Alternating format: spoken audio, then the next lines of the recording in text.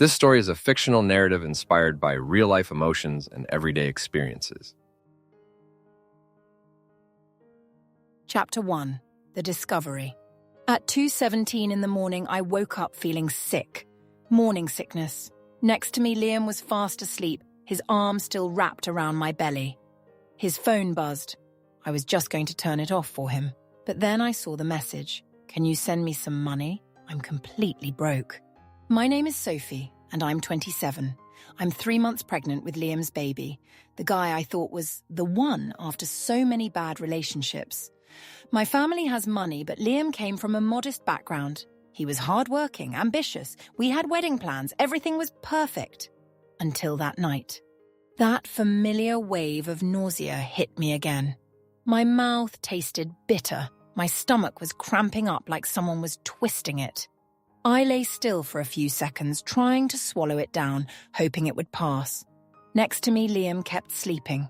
His arm was wrapped around me, his warm hand resting on my baby bump, even though the AC was cranked up. I reached for my phone on the nightstand to check the time, but the screen was black. Dead battery. Instead, my eyes landed on Liam's phone. Its screen lit up right as I looked at it. A text message. I was just going to turn it off for him, pull up the blanket, and head to the bathroom. But my eyes glanced at the message, and then I read it again. And again. Can you send me some money? I'm completely broke. I blinked.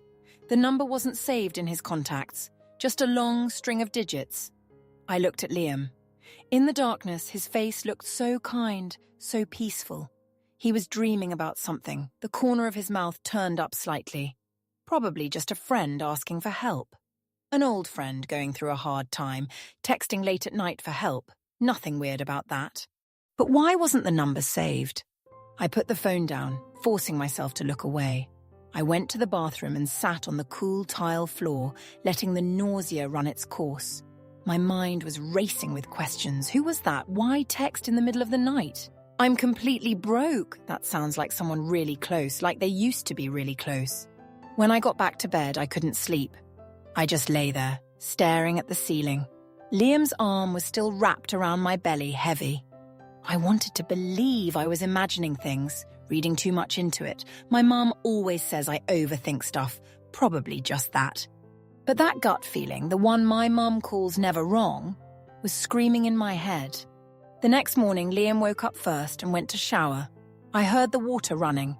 I lay still for a few seconds, my heart pounding. Then I reached for his phone, unlocked it with the password he'd never hidden from me. His birthday.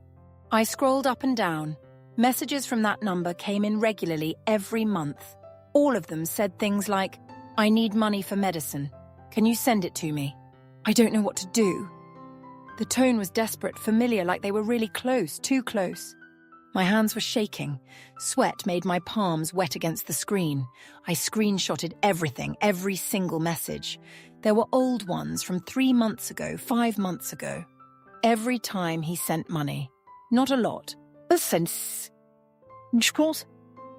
regularly. Like it was his duty, like a responsibility. I told myself, I'm being crazy. I trust him. It's just a friend.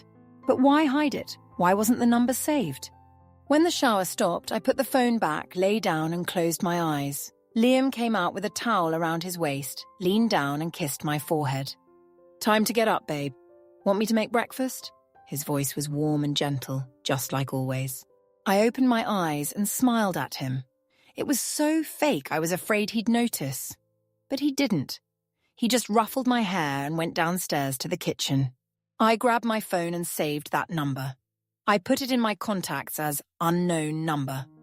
Then I closed my eyes and took a deep breath. That night, we had dinner in the kitchen. Liam made my favorite steak. It was perfectly cooked with cheesy mashed potatoes. Everything was so perfect, I wanted to forget it all. But I couldn't. Hey, I put down my fork and knife, looking at him. Who's this number? I saw a text on your phone.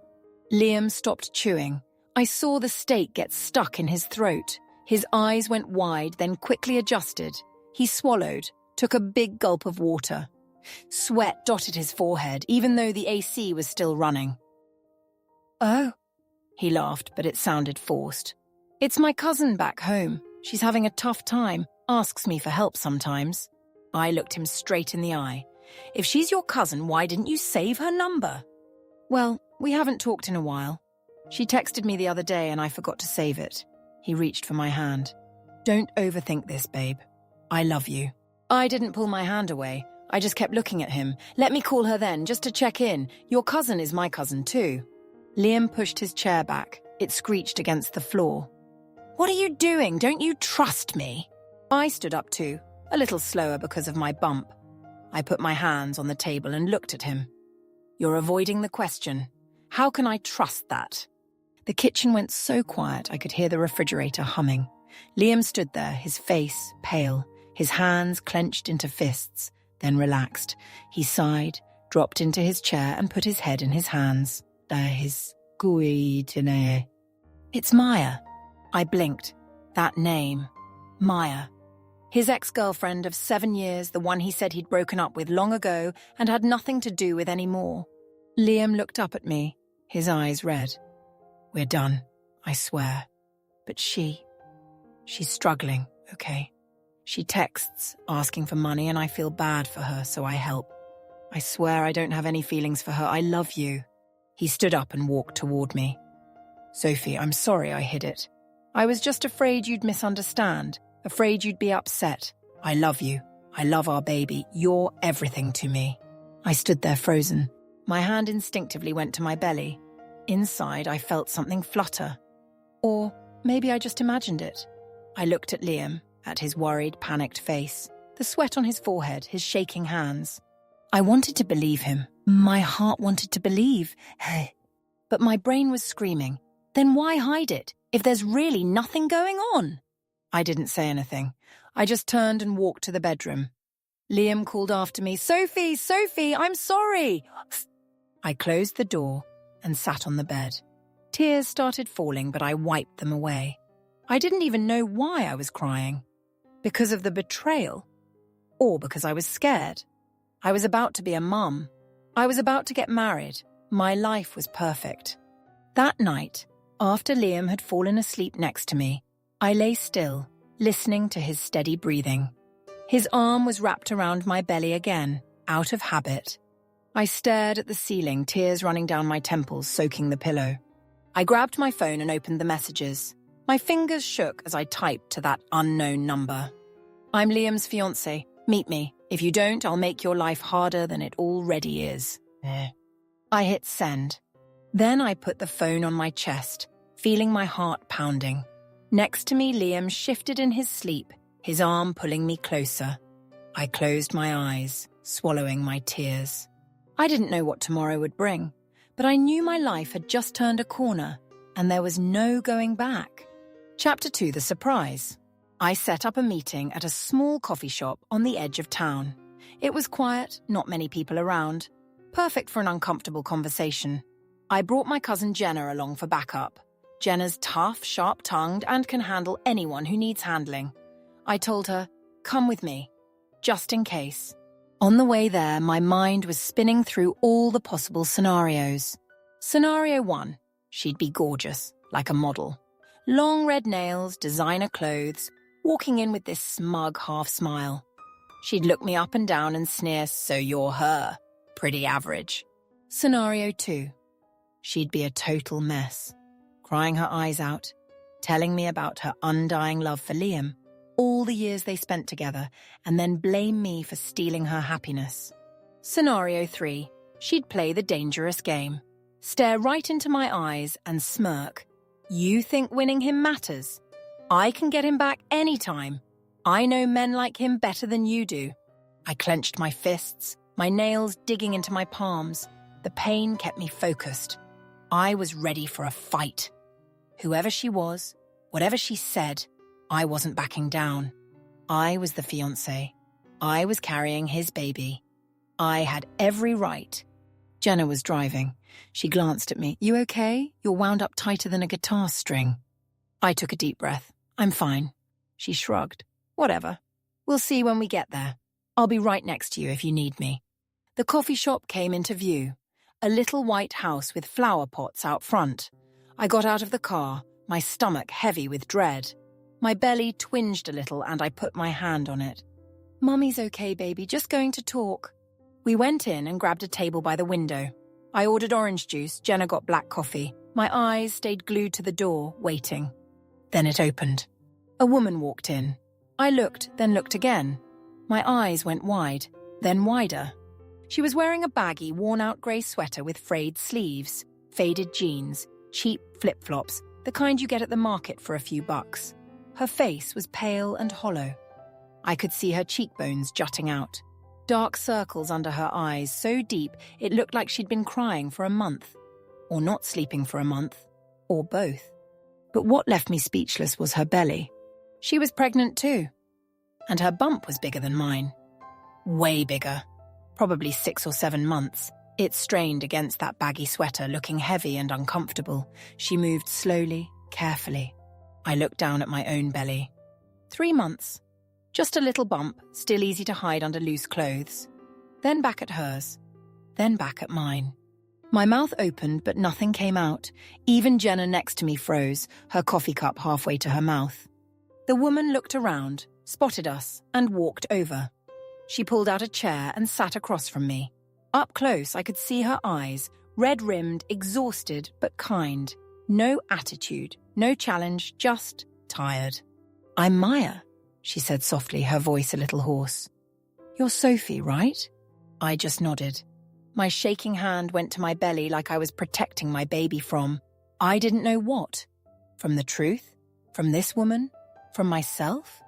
Jenna sat perfectly still. I'd never seen her quiet this long. "Can I get you something to drink?" I asked, trying to break the awkward silence. Maya shook her head. "No thanks. I just wanted to sit for a bit and then go. I wanted to meet you, to explain things clearly." She looked down at the table, her thin hands clasped together, knuckles showing. "Maya and Liam dated for 7 years, she began, her voice barely above a whisper. 7 years. I worked all kinds of jobs, waitressing, selling stuff online, anything, to put him through school. He wanted a degree, then more school, and I always supported him. I thought that was our future." She paused, swallowing hard. I watched her throat move. "Then one day he broke up with me. Said we weren't compatible. I asked him how, and he just shook his head. I was heartbroken, but I thought maybe I just wasn't good enough for him. So I let him go." Her voice cracked a little. Her eyes got redder. "A month later, I found out I was pregnant. I was going to keep it quiet, raise the baby on my own. I didn't want to bother anyone, but my health got bad. I kept ending up in the hospital, couldn't work, ran out of money completely. I only texted him to ask for help with medicine." Maya looked up at me. Her eyes were full of tears, but she wasn't crying. Maybe she'd cried so much there was nothing left. "I promised him, and I'm promising you now, I'll keep quiet. Don't worry, I don't want to ruin anyone's happiness, just until the baby's born. Then I'll disappear. Me and the baby will go somewhere, and no one will ever see us again." I sat there, frozen. I looked at Maya. The woman I'd mentally prepared to fight, to scream at, to battle. And all I saw was someone 100 times worse off than me. She wasn't beautiful, she wasn't sexy, she wasn't dangerous. She was just an exhausted woman trying to survive her pregnancy, trying to keep a promise to the man who'd abandoned her. Those words I'd texted her echoed in my head. "If you don't, I'll make your life harder than it already is." I felt ashamed, so ashamed I couldn't even look her in the eye. I looked down at my belly. 3 months, round and healthy. I had a nice house, parents who helped me out, Liam cooking dinner every night, and Maya, 6 or 7 months, twice my bump, had to beg for medicine money, wear broken flip-flops, and promise to vanish after giving birth. We were both pregnant by the same man. It hit me. I'm the fiancé, but she's the one who was with him for 7 years. I came later. Or am I the one who stole him? That question cut right through me. "Have you eaten anything?" I finally asked, not knowing what else to say. Maya looked surprised, then shook her head. I waved over a server. "Can I get a breakfast sandwich, a hot milk, and another order to go?" The server wrote it down and left. Maya looked at me, her eyes welling up. "You don't have to." "Eat," I cut her off, "at least for today. We'll figure out the rest later." The food came. Maya ate slowly, carefully. Every now and then she'd wipe her eyes. I stared out the window at the bright sun. Jenna sat beside me, silent, but I knew what she was thinking. She was just as shocked as I was. When she finished, Maya stood up. She bowed her head slightly. "Thank you, I should go. If you need anything, just text me. I'll answer." I nodded, unable to speak. I watched her walk out of the coffee shop, her shadow stretching long on the sidewalk. She moved slowly, one hand on her belly, looking exhausted. Then she disappeared. On the drive home, I sat motionless in the car, staring out the window. Jenna drove, glancing at me worriedly now and then. I didn't cry. I just felt cold, even though it was blazing hot outside. When I got home, Liam was in the kitchen cooking. Smelled like my favorite beef stew. He turned and smiled. "You're back. I'm making your favorite. Where'd you go so early?" I looked at him, his kind face, his warm smile, the spatula in his hand. There he was, in our bright kitchen, cooking for his fiancé. And out there, another woman was holding her pregnant belly, walking back to some tiny apartment in broken flip-flops. A chill ran down my spine. Who was I living with? Chapter 3, The Plan in the Shadows. I couldn't sleep that night. I lay still, listening to Liam's steady breathing beside me. He was sleeping peacefully, his arms still wrapped around my belly out of habit. The room was pitch black except for the streetlight creeping through the curtains, casting faint shadows on the ceiling. My mind kept replaying my conversation with Maya. 7 years. She'd given him 7 years. She'd worked non-stop, waitressing, selling stuff online. Anything, to support him through school. She'd believed in their future.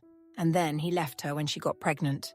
I thought about all the times Liam talked about our future, his warm voice, his loving eyes. "I'll work so hard to take care of you and the baby. We're going to be so happy as a family. You're the most amazing woman I've ever met." I'd believed him. I'd believed every word. Now I got it. It wasn't that I was amazing. It was that my family had money. My dad owned a company.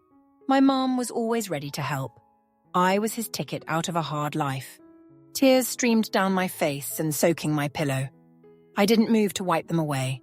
I just lay there, letting them soak into the fabric, feeling the wetness spread across my cheek. Next to me, Liam stirred and pulled me closer.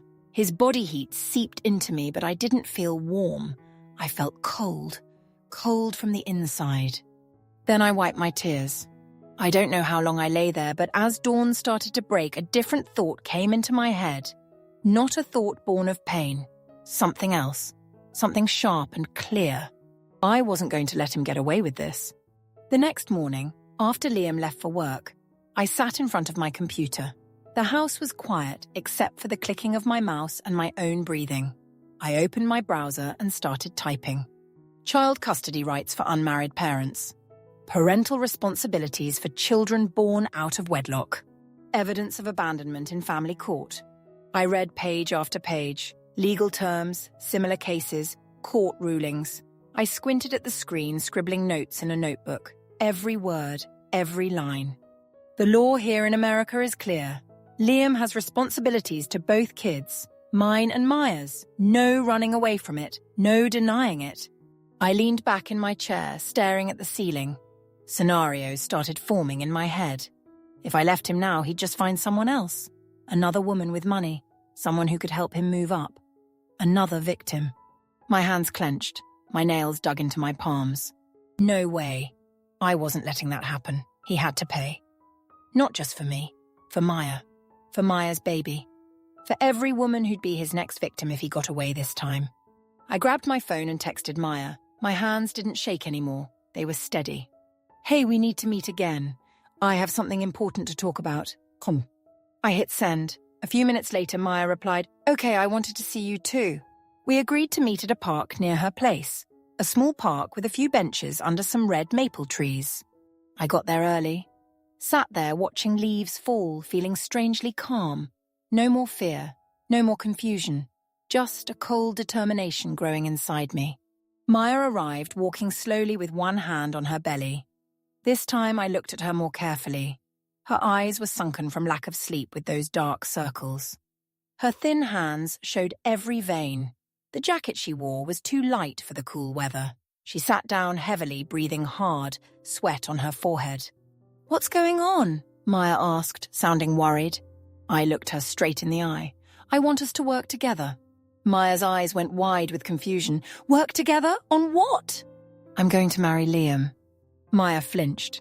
Her face went pale. Her hand on her belly tightened. I could tell she wanted to get up and leave. I held up my hand. "Just hear me out." Maya sat back down, but her eyes were wary. "I'm going to marry him," I said slowly, deliberately, "but not to live with him. To expose him in front of everyone. To make him lose everything, his reputation, his friends, his career, his future. So nobody in this community will ever trust him again." Maya shook her head. "I don't want revenge. I just want to raise my baby." "I know." I reached out and took Maya's hand. Her fingers were ice cold and thin. "You don't have to do anything. Just be here. Be a witness. When the wedding happens, you show up. I'll handle the rest." Maya looked at me, her eyes red-rimmed. What are you going to do?" "I don't have all the details yet," I said, "but I have time. I'll make a plan. I'll make sure he pays the right way." Maya was quiet for a long time. She looked down at her belly, gently rubbing it. The wind blew, scattering leaves at her feet. I spoke softly. "Don't you want him to face consequences? Do you want your kid to grow up knowing their father abandoned them and got away with it? That doing bad things has no consequences?" Maya looked up at me. For the first time, I saw a spark in her eyes. Not hope, but something coming back to life after being dead for so long. Like a flame, just lit in the darkness. "I'll do it," Maya said quietly, swallowing hard, "but only for my baby." I smiled. The first smile in days. It wasn't warm or happy, it was cold, but it was real. I squeezed Maya's hand. "Then we have a plan." We sat in the park a little longer. I asked Maya about her health, her doctor's appointments, where she was living. She talked softly, but there was something warmer in her voice now. Maybe because someone was finally listening. On the drive home, I went slow. In my head, pieces were falling into place. A plan, a trap, a performance perfectly staged. That night, I got home. Liam was watching TV and stood up when he saw me. "Where were you all day? I was worried." I walked over and hugged him tight, burying my face in his chest, breathing in his familiar cologne, my arms wrapped around his back. "Hey," I whispered, "I love you. Let's get married. I don't want to wait anymore." Liam held me, sighing with relief. I felt his whole body relax, like a weight had been lifted. He stroked my hair. "Okay, let's do it." I don't want to wait either. I looked up at him. He smiled, his eyes shining with happiness. A kind, warm, genuine smile that would make anyone believe him. But I didn't believe anymore. I smiled back, the sweet smile of a bride-to-be. I touched his face gently. I looked into his eyes. He couldn't see the cold smile on my lips. He couldn't hear what was echoing in my head. "You're going to marry me, and you'll regret it for the rest of your life." Liam pulled me close and kissed my forehead. "I love you, Sophie." I wrapped my arms around him, pressing my face to his chest. "I love you too." Outside the window, the night was pitch black. Streetlights cast their pale yellow glow. I closed my eyes, feeling his heartbeat steady through his shirt. Tomorrow I'd start planning. Tomorrow I'd meet with a lawyer. Tomorrow I'd map out every step. But tonight I was just a woman holding her fiancé, getting ready for the wedding of her dreams. The wedding he'd never forget. The wedding he'd wish he'd never walked into. Chapter 4, setting the stage. I started playing the part of the happy bride. In the mornings, I'd go dress shopping with my mom and friends, chattering away like a machine. "This dress is gorgeous. Look at that one." I'd spin in front of the mirror while they adjusted the train and fixed every little detail. Jenna would stand nearby, watching me through the mirror with this weird look in her eyes. She knew, but she didn't say anything. I posted pictures on Instagram. Me in a white dress, holding a fake bouquet, smiling huge. Hashtags, mashed bride to be, love, my life, getting married. Over 100 likes, friends all congratulating me. I replied to every comment with heart emojis. But inside, I was collecting evidence. Every night, Liam would shower before bed. I used that time. He'd leave his phone on the nightstand, I'd unlock it, and screenshot his entire payment history. The amounts, the dates. Regular as clockwork. Some months $500, some $300, some just $200. All going to an account under the name Maya Rodriguez. I saved all the texts Maya had sent, the desperate messages. I need money for medicine. I'm bleeding. I have to go to the hospital. Can you send it to me, please? The promises to keep quiet. I promise I won't bother your new life. Don't worry, I'll disappear after the baby comes. And the ultrasound pictures she'd attach when asking for more money. The black and white image of a baby, blurry but clearly a little human being. I saved every single one, in a secret folder on my phone labelled Work. On Tuesday afternoon, I went to see a lawyer. Lucy was a woman in her 40s, short hair, eyes sharp as knives. Her office was on the 15th floor of a glass building overlooking the city. She sat there listening to my story, occasionally jotting notes in a file. "Do you have proof?" Lucy asked. I handed her my phone. She looked through every photo, every text. Her face stayed blank, but her eyes moved, reading. "You know," Lucy looked up, "with this evidence, you can make his life a lot harder than you think." I nodded. "The law in this state is very clear," she continued. "If he abandoned Maya while she was pregnant, he doesn't just lose custody rights.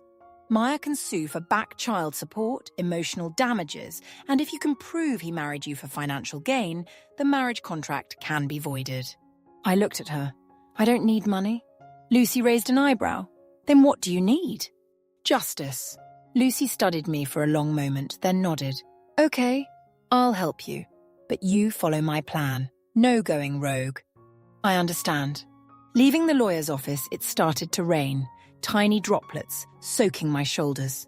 I stood under the awning waiting for my ride, watching people rush by. Where were they going? Who were they going home to? Were they living honestly with the person next to them? I suddenly thought about my mom. She'd been giving me this weird look lately. When we were dress shopping, she'd pulled me aside. "Honey, something's off with you. You're smiling, but your eyes aren't smiling. Is something wrong?" I looked at my mum. Her hair had more grey in it now, crow's feet around her eyes. I wanted to tell her to cry, to hug her and spill everything. To let her hold me like when I was little, whenever I'd cry over a bad grade or kids bullying me. But I swallowed it down. I smiled. "I'm fine, Mum. Just pregnant and about to get married. A little tired." Mum looked at me for a long time. That look almost broke me. Then she sighed, stroked my hair. "I'm always here, okay?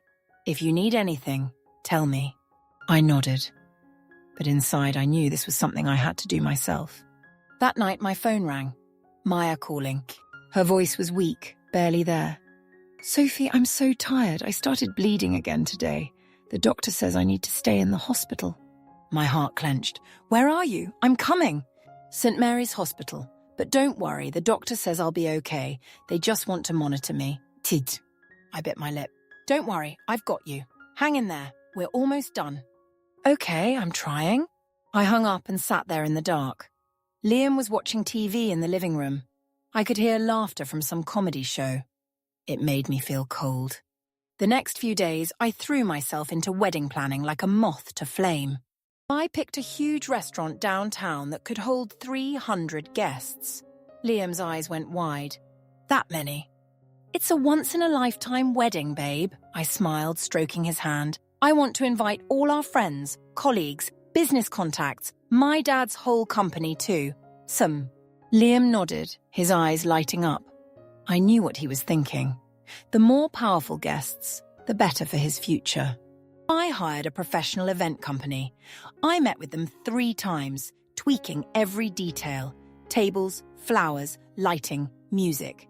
And especially, I requested a huge screen, high-powered sound system, professional cameras. "You want the entire ceremony filmed?" the event coordinator asked. "The whole thing," I said, "from the moment guests arrive to the very last second. Don't miss a moment." She took notes, asked no questions. I paid in full. 1 week before the wedding, I visited Maya in the hospital. Her room was at the end of the hall, small and a little dark. Maya lay in bed, even thinner than before, her cheeks hollow, collarbones jutting out, but her belly was bigger, round and full under the thin blanket. Next to her was an empty bassinet, pale blue, waiting for a baby. The doctor said the baby could come any day now. I pulled up a chair and took Maya's hand. Her fingers were ice cold, thin as twigs. "Hang in there," I said softly. "The wedding's next week. I need you there." Maya opened her eyes and looked at me. She looked exhausted, but there was a determination in them I'd never seen before. "I'll be there," Maya said, her voice raspy, "for my baby." I squeezed her hand, didn't say anything else. As I stood to leave, Maya called after me, "Sophie!" I turned. "Be careful, he's dangerous, not the loud kind of dangerous, the quiet kind." I nodded. "I know." That night, I got home. Liam was already asleep but woke up when I got in bed. He pulled me close, his hand on my belly like always. Darkness filled the room. "I'm so lucky to have you," Liam whispered, his warm breath on my ear. "I love you." I closed my eyes, felt his hand on my belly, warm, gentle, just like a good father's hand, a good husband's. "I love you too," I answered. But in my head, a cold voice echoed, "You're about to pay, Liam, and I'll be watching." I lay still, eyes open in the dark. Liam slept soundly beside me, his arms still around me. I counted his breaths, counted every passing second. 7 more days.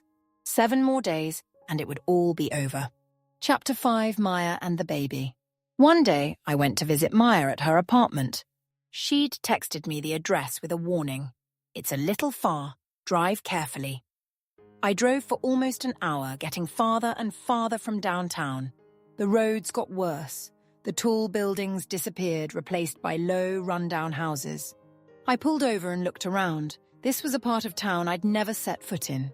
Kids playing on cracked sidewalks. Men drinking outside their doors even though it was only midday. The smell of fried food mixed with rotting garbage.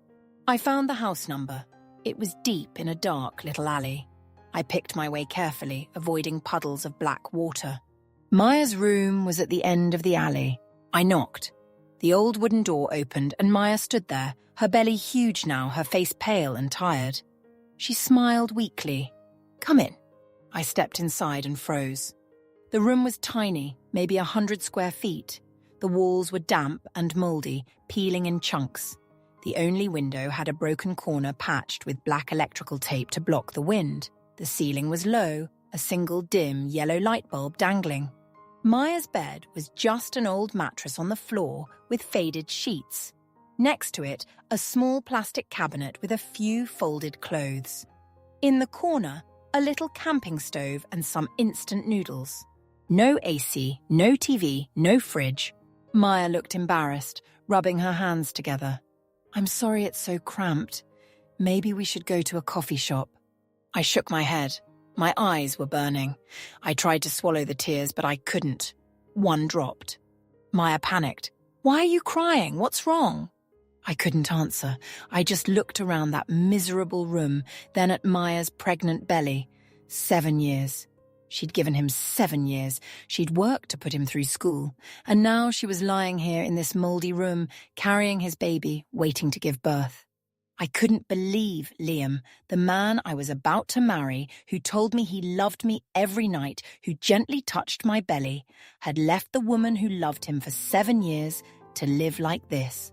Maya tugged my hand. "Sit down, don't cry. I'm used to it. It's okay." I sat on the edge of the mattress, old sagging springs. I looked at Maya. "Why didn't you tell me sooner?" Maya looked down. "I was embarrassed. I didn't want to bother you." "Oh. You've already done so much for me." I didn't say anything, but inside me a decision was made. The next day I called Jenna. "Come with me," I said. "We're going shopping." Jenna didn't ask questions. She just looked at me and nodded. She knew what I was doing and she was all in. That whole morning we shopped. A new bed, new mattress, pale blue sheets, a 3-drawer dresser, a small dining table with 2 chairs. A white bassinet for the baby with a little canopy. Jenna looked at me. "You furnishing a house or something?" I didn't smile. "Yeah, a house." That afternoon, we loaded everything up and drove to that run-down neighborhood. Jenna drove a small truck. I sat beside her. The truck couldn't fit in the alley, so we hired some local guys to carry everything in. Maya stood in her doorway, eyes wide, mouth open. She watched the new bed go in, the dresser, the bassinet. "Sophie," her voice caught, "what are you doing?" I didn't answer. I rolled up my sleeves and started cleaning. Jenna joined in. We scrubbed the walls, mopped the floor, changed the light bulb. I climbed on a chair and fixed the window with new tape, sealing it properly. Jenna wiped down every corner of the dresser before putting Maya's clothes away. Maya just watched, speechless. Tears ran down her face. Shh! But she didn't sob. By evening, the room was transformed. New bed, new mattress, sheets that smelled like clean fabric. The white bassinet sat beside the bed, ready for the baby. The dresser was neat and organized. The little table was tidy. I pulled a key out of my bag and put it in Maya's hand. "It's yours," I said. 3 months' rent, paid. After that, we'll figure it out. Maya looked at the key, then at me, and burst into tears. She sat down hard on the new bed, covering her face with her hands, sobbing uncontrollably. Her pregnant belly shook with every cry. I sat beside her, putting my hand on her back. "Why are you so good to me?" Maya choked out. "Shouldn't you hate me? I'm your fiancé's ex.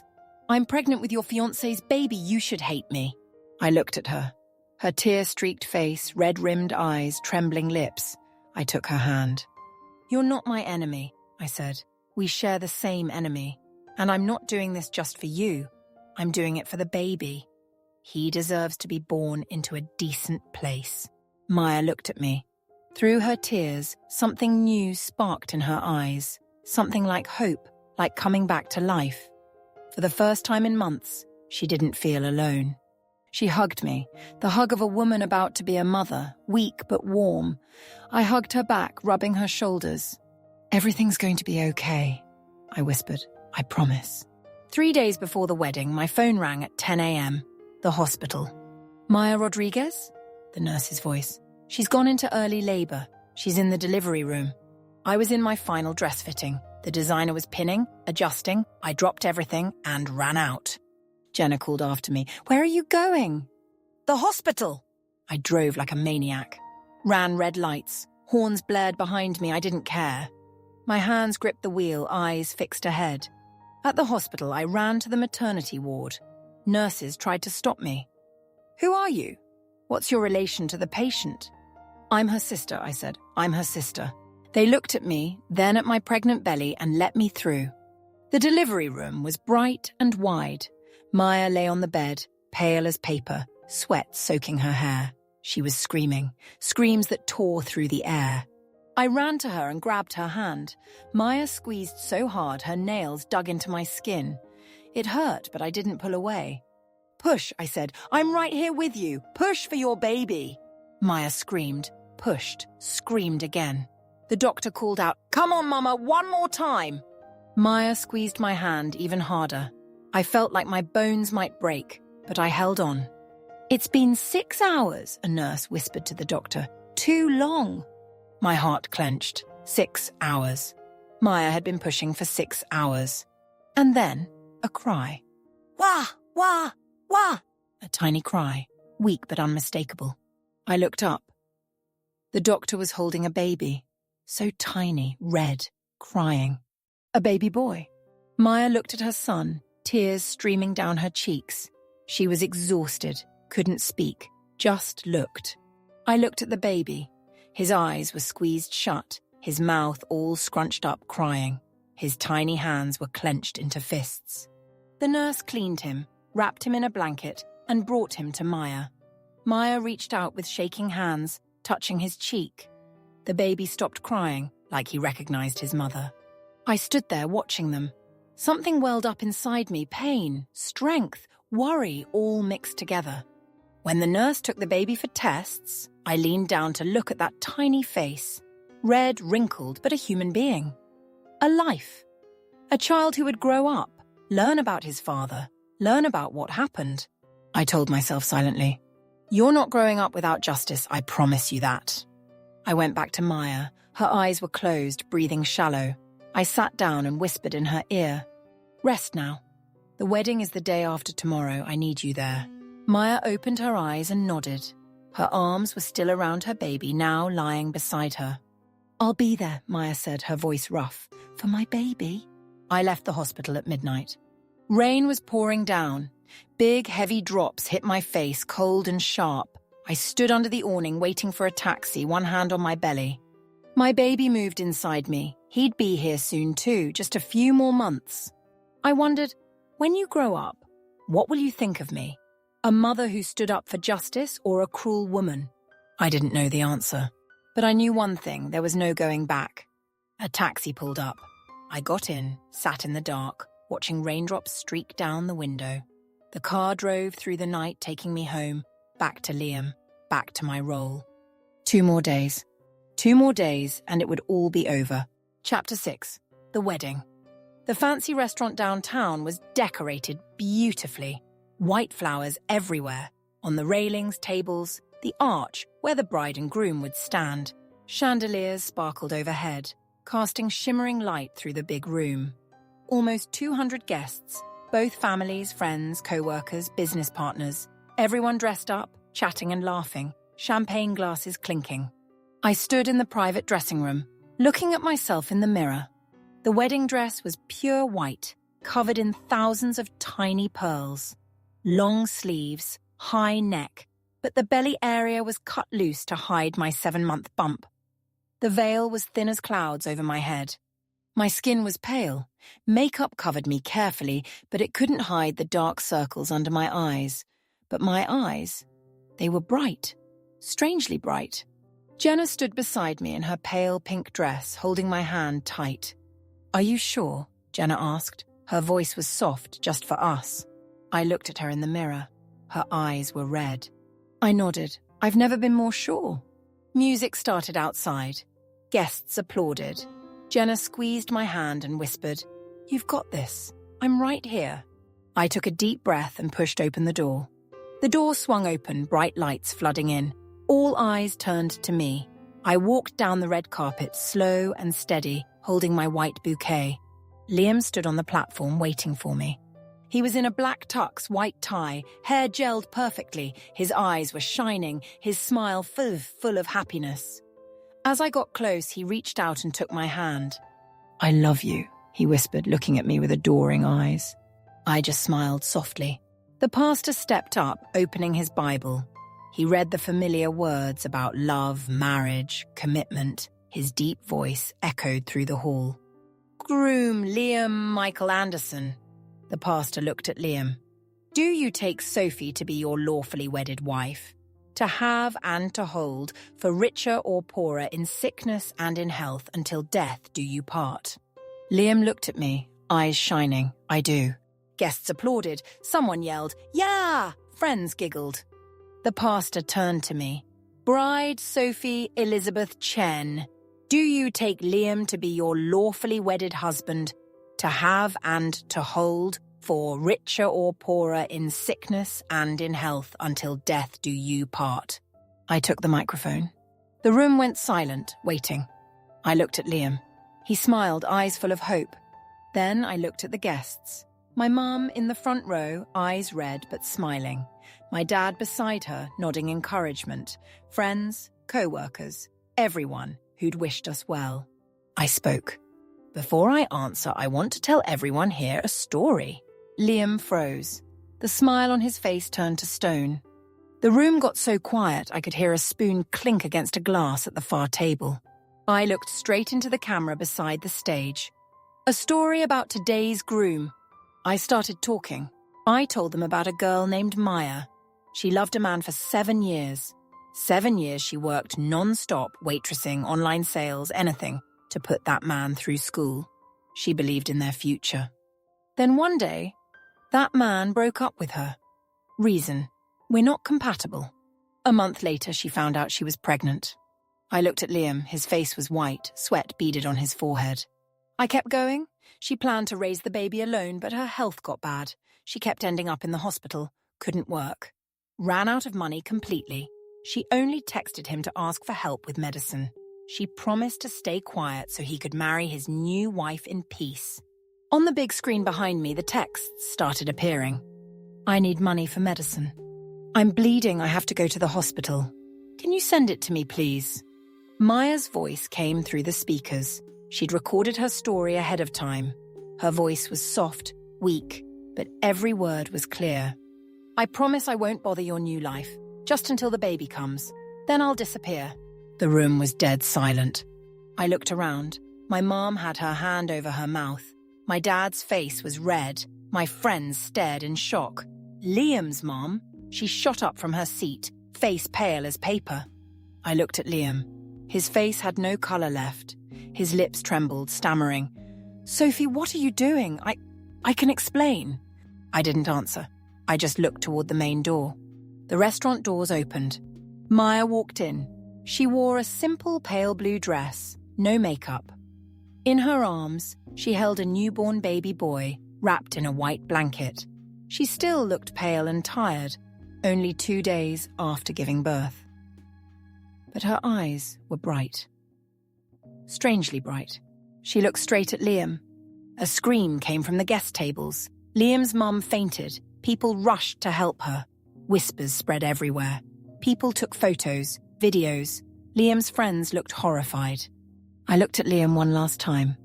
You asked if I'd take you, I said, my voice steady through the hall. The answer is no. I paused. I can't marry a man who would abandon his own child for a comfortable life. I can't marry a man who turned love into something to trade. I reached up and pulled off my veil. Then I unzipped the back of my dress. The white wedding gown slid off me, pooling on the floor in a pile of silk. Underneath, I wore a simple white dress, knee-length. My pregnant belly was clear for everyone to see. I stepped off the platform. I walked past Liam. He stood frozen, staring at me, mouth opening and closing without sound. I walked past my mom. She was crying, but her eyes were full of pride. I walked past my dad. He nodded, eyes red. I walked straight to Maya. I took her hand. Maya's hand was cold, but she gripped mine tight. Come with me, sir, I said. Together we walked out of the restaurant. Behind us, chaos erupted. Liam's mom had woken up, screaming. Some of Liam's friends ran after us, but didn't know what to do. Jenna stood blocking the door, hands on her hips, eyes narrowed defiantly. We reached the main entrance. The air outside was cool. Late afternoon sun stretched across the sidewalk. Suddenly, footsteps ran after us. A hand grabbed my arm. Liam. He was panting, face dripping sweat, eyes bloodshot. He looked at me, then at Maya, then at the baby in her arms. He shook his head frantically. Sophie, you can't do this, he yelled, voice cracking. You're carrying my baby, our baby. I stopped. I turned to look at him. He stood there in his groom's tux, hair a mess, eyes wild with panic. A man who'd lost everything in 15 minutes. I looked him straight in the eye. That's right, I said calmly. I'm carrying your baby, and I'll raise him without you, just like she did. I pulled my arm free. He stood frozen, his hand still reaching out. I took Maya's hand and walked down the steps. Jenna's car was waiting at the curb. Jenna had run ahead and opened the door. I looked back at Liam one last time. He stood there in the doorway of the fancy restaurant, chandelier light glowing behind him. A groom with no bride. A man with nothing left. I got in the car. Jenna closed the door. The car sped away, leaving behind the noise of the crowd, the stares, the whispers. A ruined wedding. I looked at Maya beside me. She was holding her baby, tears streaming down her face, but she was smiling. The baby slept peacefully, unaware of everything that had just happened. I put my hand on my belly. My baby moved like he was responding. Outside the window, the city rushed by. Tall buildings, green trees, hurried crowds. I didn't know what tomorrow would bring, but I knew I'd just done the right thing. And for the first time in a long time, I could breathe. Chapter 7, the truth comes out. After Maya and I left, the restaurant went crazy. Screaming, crying, chairs crashing inside. I didn't look back, but I heard it. I heard Liam's mum shriek and then go silent. She must have fainted again. People calling for an ambulance. Liam's friends yelling, "Dude, what did you do?" "Oh my God, I can't believe this." Then my dad's voice, Robert, rang out, deep and clear enough that I could hear it even from outside. "I thought you were a good man. Turns out you're just a user. Thank God my daughter had sense." I got in the car. Jenna started the engine. We drove off, leaving it all behind. In the car, Maya sat quietly, holding her baby. The little guy slept peacefully, oblivious to the chaotic world he'd just entered. I looked at Maya. She looked back. Neither of us spoke, but something was different in her eyes. Relief. Freedom. When we got to my parents' house, I hadn't even opened the car door before my mum ran out. Rachel hugged me so tight I could barely breathe. She was sobbing, tears soaking my shoulder. "Why didn't you tell me sooner?" she choked out. "Why did you have to go through this alone?" I leaned my head on her shoulder. For the first time in days, I let myself be weak. I cried. "I'm sorry," I whispered. "I had to do it myself. I needed to stand up for myself." My mum held me even longer, stroking my hair like she did when I was little. My dad walked out. He stood there looking at me, eyes red. Then he came over and put his hand on my shoulder. "I'm so proud of you," he said, his voice thick. "Not every kid would do what you did." I looked at my dad. For the first time in days, I really smiled. "I love you guys." That night, I lay in my old room. It was exactly like when I was in high school. Twin bed, desk, bookshelves full of novels. My mom had kept it the same, like she was always waiting for me to come back. I called Maya. "Hey, you and the baby okay?" On the other end, Maya's voice was still weak, but different. There was a life in it I'd never heard before. "Yeah," she said. "For the first time in so long, I feel light. Thank you." "Thank you for coming," I said. "Thank you for trusting me." We were quiet for a moment. Then Maya laughed softly. "Good night, Sophie." "Good night." Over the next few days, I slowly learned what happened after we left. The wedding video went viral, hundreds of thousands of views, thousands of comments. People shared it, talked about it, cursed him out. Some called me a hero. Some said I was cruel, I didn't care. I knew I'd done the right thing. Liam lost his job. His company couldn't keep someone with that kind of reputation. Their clients had seen the video, didn't want to do business with a guy like him. Even his closest friends turned their backs. They said, "You did that? To the girl who supported you for 7 years?"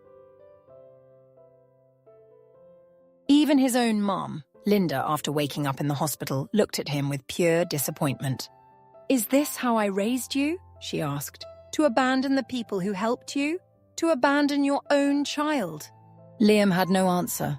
Then one day, I looked out the living room window and saw him. He was standing in the rain outside our gate, pouring rain soaked through, clothes a mess, hair plastered down. He knelt down, hands clasped together, staring at the house. Jenna stood beside me, looking out. "Unbelievable," she muttered. "Is he for real?"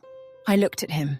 Part of me, the part that used to love him, felt a twinge. That was the man I once wanted to spend my life with, the man I'd trusted completely.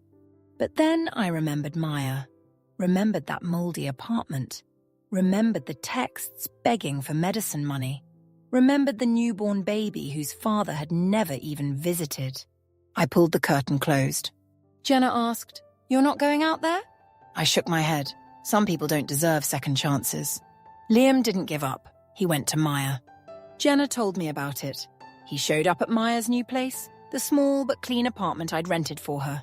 He cried, begged on his knees, asked to see his son, asked to be a father. Maya told me about it on the phone. Her voice was strangely calm. "He cried," Maya said. "He said he was sorry. He said he loved me and the baby. He wanted to start over." I waited for her to continue. "I looked at him," Maya said. "The man I used to love more than my own life.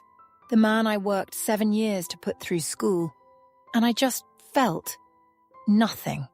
I heard her sigh. I told him, "You want to see your son? Fine. Take me to court. I have a lawyer and I have proof you abandoned us the whole pregnancy. How do you think that'll go?" I smiled. Maya, the weak, gentle girl from before, had found her strength. "He hung his head," Maya continued. "I didn't say anything. He knew he'd lost." "You're amazing," I said. "I learned from the best," Maya laughed. "Being around you, I've picked up a few things." 2 weeks after the wedding, Maya and I sat in a little coffee shop near her place. Late afternoon sun filtered through the leaves outside. The cafe was quiet, just a few people reading or typing on laptops. Maya sat across from me. She was still thin, still had dark circles, but she was different now. It was in her eyes, in how she sat, in how she smiled. Beside her, the little white bassinet. The baby slept, tiny hands clenched, smiling slightly in his dreams. I looked at the baby, then at Maya. "You okay?" I asked. Maya looked at her son, then out the window at the street. Golden sun spread across the sidewalk. Kids rode by on bikes, laughing. "Yeah," she said. "For the first time in a long time, I'm really okay." I smiled. I put my hand on my belly. It was huge now. My baby would be here soon, just a few more weeks. I looked at Maya. She was watching her son, her eyes full of love. I knew I'd raise my baby right, with love and with truth. My child would grow up knowing that his mother had loved, had hurt, had stood up. My child would know that some things are worth fighting for, even when it costs you everything. Outside, the sun was still warm. The streets were still busy, life went on, and for the first time in a long time, I felt at peace. Chapter 8. What happens to a cheater? 3 months later. I heard through friends, through whispers on social media. Liam was living in a small apartment way out in the suburbs, the cheapest part of town. He worked as a stock boy at a convenience store, cleaning up, stocking shelves, taking out trash, minimum wage. Nobody cared about him anymore. Nobody would hire someone with a reputation like his. That wedding video was still out there, still being shared, still proof of what he'd done. Every time he applied for a job, people would look him up online and just shake their heads. His mum, Linda, sold her little house in the suburbs and moved back to live with relatives. Some people said she couldn't stand to look at her son. Some said she was too ashamed to stay in the city. I didn't know which was true, but I knew she was a victim too. An old mum suffering because of her foolish son. I was sitting in my parents' living room. Emma was in her bassinet next to me. She was 3 months old now. Big round eyes, chubby cheeks, always smiling. I looked at her, then thought about what I'd just heard. I didn't feel happy, didn't feel sad either. It just felt like justice. You reap what you sow. That's what they say, and I was starting to believe it. Then one day the doorbell rang. I went to answer it, and I just stood there for a few seconds. Liam was at the door. He was skinny. I wouldn't have recognized him if I hadn't looked closely. Hollow face, cheekbones sticking out, dark circles under his eyes like bruises. Stubble everywhere, none of that clean-cut look from before. Old, wrinkled clothes, a faint smell of sweat. He stood there, hands in his pockets, shoulders slumped. When he saw me, his eyes lit up a little, then went dark again. "Sophie," his voice was hoarse. I looked at him. My heart didn't beat faster, didn't clench up. It just kept beating steady and calm. "Why are you here?" I asked. My voice was cold. Not angry cold, just the kind of cold you use with a stranger. He looked at the ground, then back at me. His lips trembled. I'm sorry, he said. "I know it's too late to say anything, but I'm sorry." I didn't say anything. "Can I see her? Just once?" He looked inside the house, searching. "Just once. I promise I won't bother you again." I looked at him for a long time. A man who used to be everything to me, the person I dreamed about a future with. The one I trusted completely. Then I nodded. "Come in." I led him to the living room.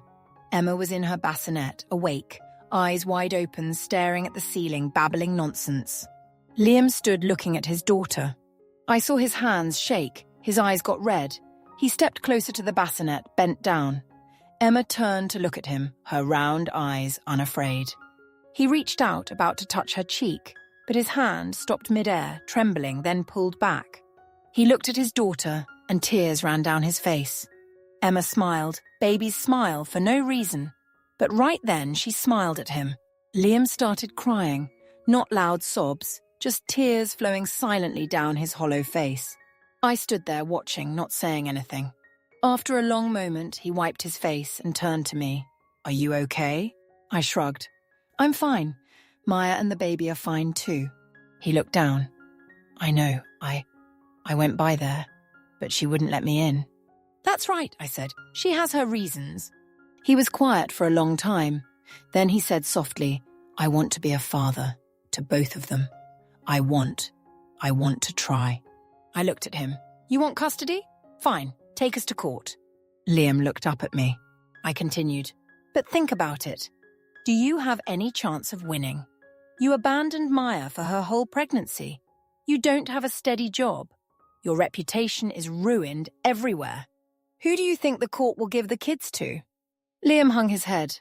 He knew I was right. I'm not saying you can never be their father, I said softer now, but you have to prove you deserve it.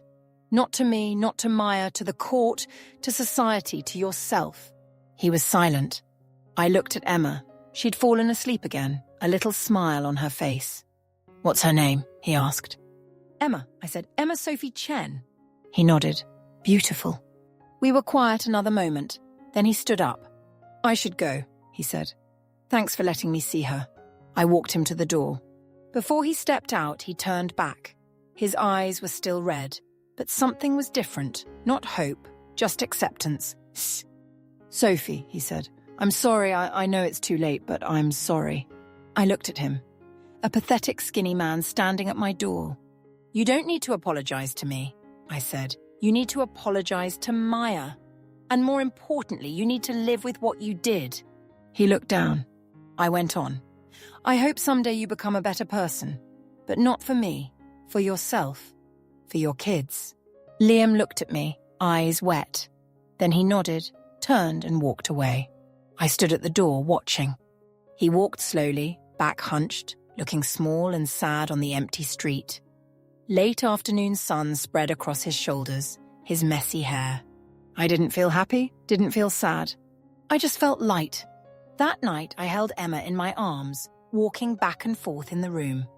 My little girl's eyes were closed, her mouth slightly open, breathing steady. I hummed a lullaby, the one my mom used to sing to me.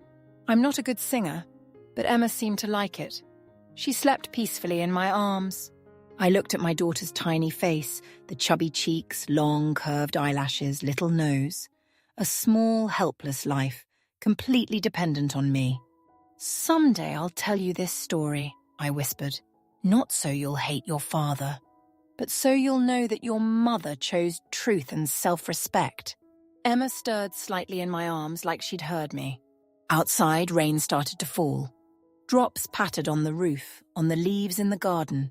Steady, gentle rain like a lullaby. I tucked Emma in, put her in the bassinet. She kept sleeping undisturbed. I sat in the chair by the window watching rain streak down the glass. The city lights came on, yellow glows blurring through the rain. My heart was strangely peaceful. No more pain. No more anger, no more sleepless nights replaying what happened. Just peace and love for my little girl. The rain kept falling. The night stretched on. And for the first time in so long, I wasn't afraid of what tomorrow would bring. Because I knew no matter what, I'd be okay. We'd be okay. Chapter 9. Sophie has her baby. One night, I woke up with terrible pain. At first, I thought it was just false labor. I'd been having those for weeks, they'd come and go. But this was different. The pain came and went, then came again, faster, stronger. It clenched low in my belly, spread to my back, down my legs. I gripped the sheets, bit my lip to keep from crying out. I grabbed my phone from the nightstand, 2:17 a.m. That number stabbed at me. The exact time I'd discovered the truth about Liam, about Maya, about everything. But now wasn't the time to think about the past. I called 911, voice shaking. I'm going into labor. Please send an ambulance. The ambulance came fast. 2 paramedics helped me onto a stretcher, loaded me in. On the way to the hospital, I lay there, gripping the sides every time we hit a bump. Every turn, every sudden stop felt like my body was tearing apart. But I wasn't thinking about the pain. I was thinking about my baby. Maya's face flashed in my mind, giving birth alone. That empty hospital room, no family, no one holding her hand. How did she get through that pain alone? How scared was she with nobody there? I didn't want that. I didn't want to be alone. I grabbed my phone, shaking fingers dialing Maya. The seconds waiting felt like forever. "Hello." Maya's voice was sleepy but still gentle. "Hey," I said, my voice catching. "I'm going into labor." On the other end, Maya woke up instantly. "Which hospital? I'm coming." I told her the name, then my phone slipped out of my hand as another wave of pain hit. A paramedic picked it up and hung up for me. At the hospital, they rushed me straight to the delivery room. Bright lights overhead. The pains came faster now, like waves crashing one after another. I screamed, gripping a nurse's hand. Sweat soaked my hair, soaked my thin hospital gown. "Come on, Mama," the nurse encouraged. "Breathe, steady breaths." I tried to breathe, but the pain tore through everything. I thought about my mom. How much did she hurt giving birth to me? How strong was she going through that alone? I thought about Maya. How did she survive 6 hours alone? No one holding her hand, no one wiping her sweat, no one cheering her on. I thought about Emma. My daughter was about to be born. What would she be like? Would she be healthy? Would she look like me? Another wave hit. I screamed. Then I heard a familiar voice. "Come on, you've got this. I'm right here." I opened my eyes. Through the sweat blurring my vision, I saw Maya. She was sitting beside me in a jacket she'd thrown on, hair messy, eyes still red from just waking up. But she was here. Actually here. You came?" I gasped. "Yeah, I came." Maya wiped the sweat from my forehead with a cloth. Her hand was cool but so comforting. "You're almost there. I'm right here. I'm not going anywhere." I squeezed her hand. Maya's hand was thin, bony, but warm. She stayed there through every pain, through every scream. "Breathe, steady breaths. Push hard. I can see the baby's hair. Come on." I pushed, then pushed again, then again. My body felt like it was exploding, like it would shatter into pieces. Then a cry filled the room. "Wah! Wah! Wah!" A tiny new cry, the clearest sound in the world. I looked up. A nurse was holding a baby, a little girl, thin wet hair, a scrunched up crying face. To me, right then, she was the most beautiful thing I'd ever seen. "Congratulations," the nurse smiled. "A beautiful baby girl, 7 pounds.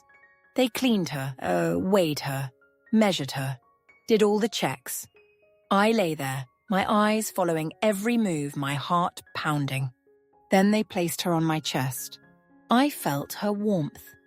That tiny body, light as a small pumpkin. Her smell, like milk, like new skin, like life itself. She lay on my chest, eyes closed, mouth slightly open, breathing in time with my heartbeat.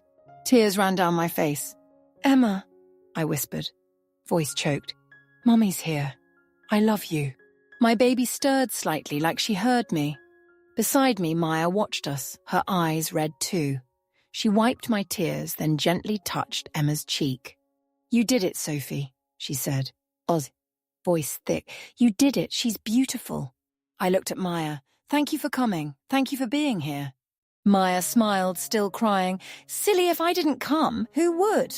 A few hours later, Maya brought Lucas to visit. Lucas was 4 months old now, chubby and healthy. Big round eyes, chubby cheeks, looking around at everything.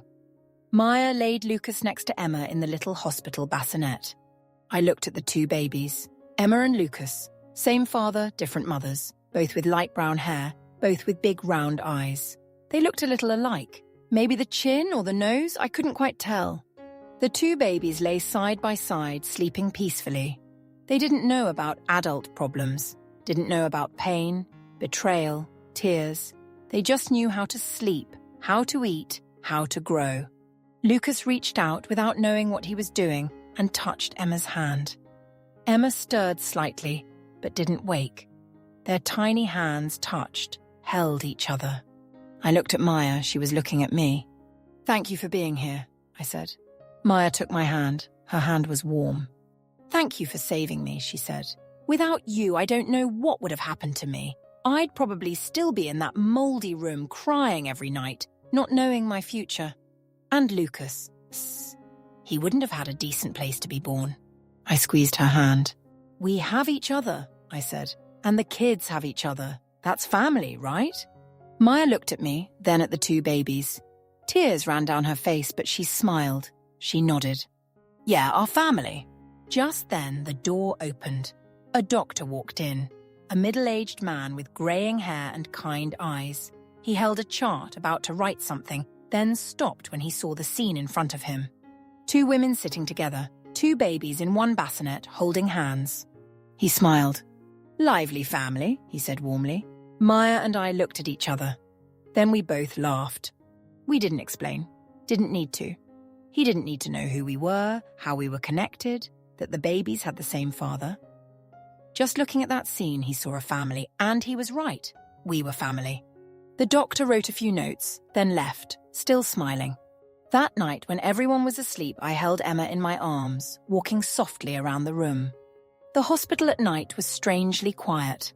Sometimes an ambulance siren in the distance, then silence again. A dim nightlight in the corner cast faint shadows on the walls. I went to the window and looked out. The city at night sparkled with lights. Tall buildings, long straight roads, tiny cars moving back and forth. From up high, everything looked so small, so peaceful. I wonder where Liam is, what he's doing. Maybe he was in his suburban apartment alone. Maybe he'd just finished his shift, eating instant noodles. Maybe he was looking at Emma's pictures on social media. My friends had posted some, wondering where his life went wrong. But then I shook my head. It didn't matter anymore. The past was the past. Liam was the past. All the pain, tears, betrayal, all in the past. My life now was here. Emma in my arms, Maya and Lucas in the bed nearby. The days ahead, raising kids together, building a home. Maybe not traditional, but still a home. I looked at Emma. My daughter was sleeping, a little smile on her face. An unconscious smile, but to me, it was everything. I love you, I whispered. I'll love you so much. I'll give you a good life, I promise. Outside, wind whispered through the window crack, cool and fresh. A peaceful night in the middle of the city. I went back to bed, laid Emma beside me, pulled the blanket over her. Then I lay down, staring at the ceiling, feeling strangely at peace. Tomorrow a new day would start. A day of crying, bottles, diapers, sleepless nights. A day for mother and child. A day for our new family. And I was happy. Chapter 10. New Life. 1 year later. I opened a little coffee shop in a quiet neighborhood. The name was Two Mums. The name just came to me, it felt right. The shop sat on a corner, big glass windows facing the street, little flower pots outside. Inside, simple wooden tables and chairs, warm and cozy. Black and white photos hung on the walls, all mums with their kids, everyday moments that were beautiful. Maya was the manager. She wore a brown apron, hair tied up, zipping around making drinks, taking orders, working the register. Sometimes I'd watch her and couldn't believe it. This was the woman who'd been in that moldy room crying every night after being abandoned. Now she was chatting with customers, hands moving fast, making coffee, eyes lighting up whenever someone complimented her. Regular customers knew our story. Many were moved by it. Many supported us. There was an old lady who came every morning for coffee. Every time she saw the kids, she'd smile. Two mums raising two kids. Amazing. A young woman who sat in the corner writing would sometimes look up at us with admiration. A young dad would bring his kid by, look at Emma and Lucas, and say, "You ladies make me believe in people again." The shop was always busy. Emma and Lucas were growing so fast. Emma was 2 now, hair thick and dark, big round eyes, always smiling. She'd run around the shop, sometimes hug customers' legs, making them laugh.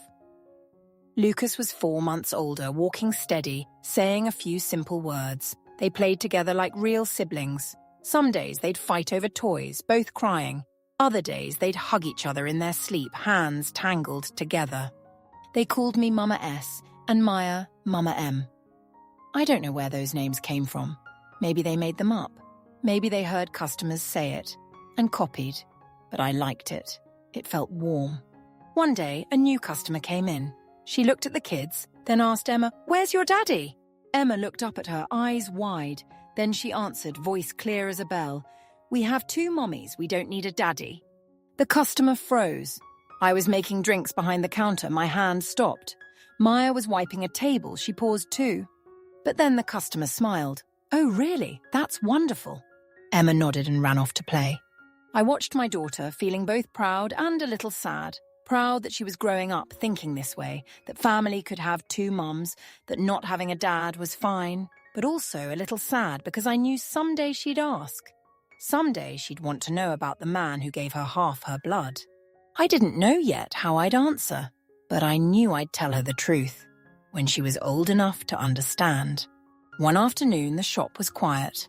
I was wiping down the counter. Maya was counting money in the register. Emma and Lucas were in the corner, playing with wooden blocks. The doorbell chimed. I looked up and my heart stopped for a second. Liam stood outside the door. He didn't come in. Just stood there, hands in his pockets, looking through the glass. I looked at him and almost didn't recognize him. He'd aged so much. Grey in his hair, though he was only in his early 30s. Hollow face, cheekbones prominent, deep sunken eyes with dark circles. Simple old clothes, but clean. He wasn't looking at me. His eyes were fixed on the corner where Emma and Lucas were playing. For a long moment, he just stood there, not moving. I went outside. Liam jumped when he saw me.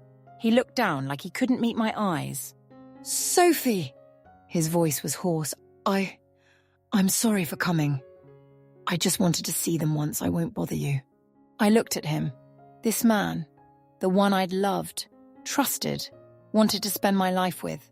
Now he stood in front of me, pathetic and sad. "Come in," I said, "but only 10 minutes. Liam looked up, his eyes lighting up a little. He nodded and came inside. He sat at a table near the kids, didn't order anything, just sat there watching. Emma and Lucas kept playing, not noticing the strange man. Emma was stacking blocks into a tower. Lucas sat beside her, reaching for a red block. Emma pushed it closer to him, then grinned. Liam watched, his eyes red. After a while, Emma looked up and noticed him. She stared curiously for a moment. Then she got up and ran over to me. "Mama S," she whispered. "Who's that?" I sat down, holding her. I looked at Liam, then at Emma. "He's an old friend of Mommy's." Emma nodded like she understood. Then she ran off to play again. Lucas saw Emma run and followed. But as he passed Liam, he stopped, stared at him. Then he ran quickly to Maya, hiding behind her, peeking out. Maya stood there, hand on Lucas's shoulder. She looked at Liam but said nothing. Liam looked at the two kids. Tears ran silently down his face. He stood up, walked over to the counter where I was. "Sophie, Maya," his voice shook. Thank you for taking such good care of them. I don't deserve to be their father." He bowed his head, then turned and walked out. The shop door closed behind him. I watched through the glass as he disappeared down the street. He didn't look back, didn't stop walking. I breathed out, relieved. That night, after the shop closed, we sat on the porch. Our little house was at the end of the street, with a small garden out front. Maya and I bought it together, fixed it up. Not big, but enough for 4. Emma and Lucas were playing in the garden. Late fall, cool breeze, yellow leaves falling. The kids ran around, picking up dry leaves, laughing. I looked at Maya. She was watching the kids, her eyes soft. "Do you think someday they'll want to know about their father?" I asked. Maya thought for a moment, her hand rubbing the chair arm. "Maybe," she said. "But by then, they'll be old enough to understand. And they'll know their mothers chose what was right." I looked at her. "Do you regret it? 7 years with him?" Maya smiled sadly. A light smile, no more pain in it. "No," she said. "Without those 7 years, I wouldn't have Lucas. And without Lucas, I wouldn't have met you. Everything happens for a reason." I took Maya's hand. Her hand was warm, fingers intertwining with mine. "So we have a family now, huh?" I said. "Our own family." Maya looked at me, eyes glistening, but she smiled. A real smile from deep inside. "Yeah, our own family." Just then, Emma ran over and hugged me tight. "Mama S, I'm hungry!" Lucas ran after her, hugging Maya. "Mama M, me too!" We looked at each other and laughed. Then we stood up, each taking a kid's hand, going inside. Inside, dinner was ready on the table. Braised pork, vegetable soup, fried eggs, simple food Maya had cooked. bowls and chopsticks set out neatly. 4 chairs gathered around. Emma climbed into her chair, plopping down. Lucas copied her, scrambling into his. They looked at each other and giggled. Maya and I sat down, one on each side. "Thanks for the food," Emma said, copying grown-ups. Lucas babbled along, "Thanks, thanks." I looked around the table. Warm yellow light. 4 people, 2 mums, 2 kids. A simple dinner full of love. Sunset came, the last light of day painting our little house gold. I sat by the living room window watching Emma and Lucas run around the garden. The kids chased each other around the tree, their laughter floating inside. Maya was washing dishes in the kitchen, water running softly. I suddenly remembered that day, the day my life turned in a different direction. The day I went to confront my fiancé's ex and met Maya.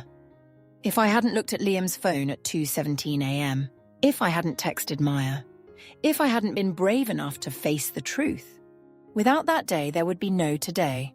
I put my hand on my chest, feeling my heart beat softly, peacefully. "Thank you," I whispered to myself. "Thank you for being brave enough to face the truth. Thank you for being strong enough to move forward." Emma ran in, cheeks flushed from playing, sweat on her forehead. She hugged me tight. "Mama S, come play with us." I smiled, picking her up. Emma smelled like sunshine, like grass, like childhood. "Okay, Mommy's coming." I walked into the garden holding Emma's hand. Emma held Lucas's hand. Lucas ran and grabbed Maya's hand as she came out from the kitchen, her hands still slightly wet. 4 people, 2 mums, 2 kids standing in the sunset. Golden light fell on our shoulders, our hair, our smiles. An imperfect family, but a real one, built on truth, courage, and love. I looked at Maya, she looked at me, we both smiled. And I knew in this life I'd made the right choice.